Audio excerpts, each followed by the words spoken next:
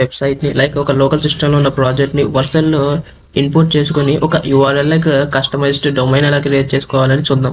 Like ఇక్కడ మీరు చూసుకున్నట్టే top right కార్నర్లో మనం పెట్టిన పేరుతో .వర్సల్.యాప్ అనే దాంతో ఒక వెబ్సైట్ క్రియేట్ అయింది. దీన్ని ఎవరితోనైనా షేర్ చేసుకోవచ్చు, ఎక్కడైనా యాక్సెస్ చేసుకోవచ్చు. ఇది మన నార్మల్ వెబ్సైట్ పనిచేసినట్టే పనిచేస్తుంది. సో ఇది నేను తయారు చేసిన జస్ట్ HTML కోడ్ మాత్రమే ఉన్న ఒక వెబ్సైట్ QR కోడ్ని జనరేట్ చేస్తుంది. సో దీన్ని మనం వర్సల్లో డిప్లాయ్ చేద్దాం. ఫస్ట్ వర్సల్లో డిప్లాయ్ చేయడానికి మనం ఫస్ట్ వర్సల్ లాగిన్ అవుదాం. వర్సల్ అని గూగుల్లో సెర్చ్ చేసి ఫస్ట్ వచ్చిన వెబ్సైట్ని ఓపెన్ చేయండి. తర్వాత లాగిన్ అడిగిద్ది. మీరు గిట్హబ్తో లాగిన్ అవ్వటం బెస్ట్. ఎందుకంటే మనం డైరెక్ట్గా ప్రాజెక్ట్స్ని ఇంపోర్ట్ చేసుకోవచ్చు. ఆల్రెడీ మనం ఎగ్జిస్టింగ్ ప్రాజెక్ట్ గిట్హబ్లో క్రియేట్ చేసుకున్నది డైరెక్ట్గా ఇంపోర్ట్ చేసుకోవచ్చు. ఒకవేళ రాకపోతే నేను ఇప్పుడు ఒక ప్రాజెక్ట్ని డైరెక్ట్గా గిట్హబ్లో ఇంపోర్ట్ చేసి చూపిస్తాను. ఫస్ట్ ఆఫ్ ఆల్ గిట్హబ్లోకి వెళ్ళి హోమ్ పేజ్లోకి డాష్బోర్డ్లోకి వెళ్ళి ఒక న్యూ రిపాజిటరీ క్రియేట్ చేద్దాం. దానికి మనం పేరు ఒక QR జనరేటర్ అని పేరు పెట్టి కింద క్రియేట్ రిపాజిటరీ నొక్కుదాం. తర్వాత ఇక్కడ direct uploading and existing file అని ఉంది. మీరు మీ లోకల్ సిస్టంలో ఉన్న ఫోల్డర్ లైక్ ఏ ఫోల్డర్లో అయితే మీ ఫైల్స్ ఉన్నాయో లైక్ ప్రాజెక్ట్ ఫైల్స్ దాన్ని అప్లోడ్ చేసుకోవచ్చు డైరెక్ట్గా గిట్హబ్లో ఒక రిపాజిటరీ క్రియేట్ చేయడానికి. లైక్ చూస్ ఫైల్స్ నొక్కగానే నేను క్రియేట్ చేసిన ఓన్లీ ఒక ఇండెక్స్ ఫైల్ క్రియేట్ చేశాను. దానిలోనే మొత్తం కంప్లీట్ వెబ్సైట్ ఉంది కాబట్టి నేను కమిట్ చేంజెస్ నొక్కేసాను.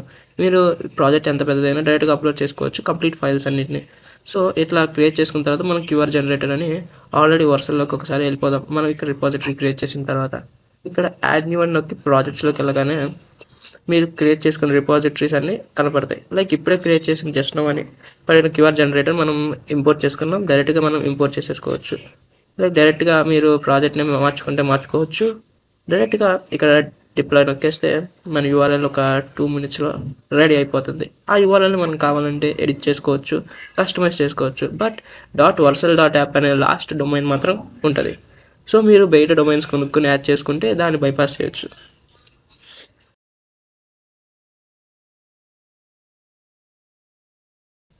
సో ఇక్కడ మీరు చూసినట్టంటే మన వెబ్సైట్ మనం చేసిన వెబ్సైట్ ఆల్రెడీ ప్రివ్యూ కనపడుతుంది. సో మనం డాష్బోర్డ్కి కంటిన్యూ టు డాష్బోర్డ్ నొక్కగానే ఇక్కడ మీరు డైరెక్ట్గా మీ URL కనపడుద్ది. ఫస్ట్ ఆఫ్ ఆల్ దాన్ని క్లిక్ చేయడం ముందు మనం ఎడిట్ చేసుకోవచ్చు. లైక్ ఇక్కడ డొమైన్స్లోకి వెళ్ళి ఎడిట్ అని నొక్కితే లైక్ కంప్లీట్ ఆ పేరు తీసేసుకొని QR జనరేటర్ వరకు పెట్టుకున్నామంటే మనకు కొంచెం కంఫర్ట్గా ఉంటుంది.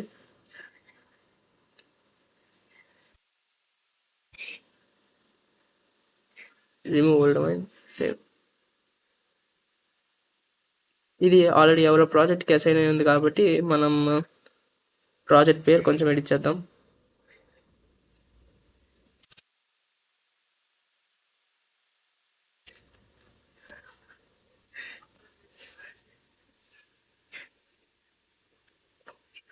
సో మన డొమైన్ ఆల్రెడీ యాక్టివేట్ అయిపోయింది కాబట్టి మనం డొమైన్ మీద క్లిక్ చేయగానే మన వెబ్సైట్ ఆటోమేటిక్గా ఓపెన్ అయిపోద్ది.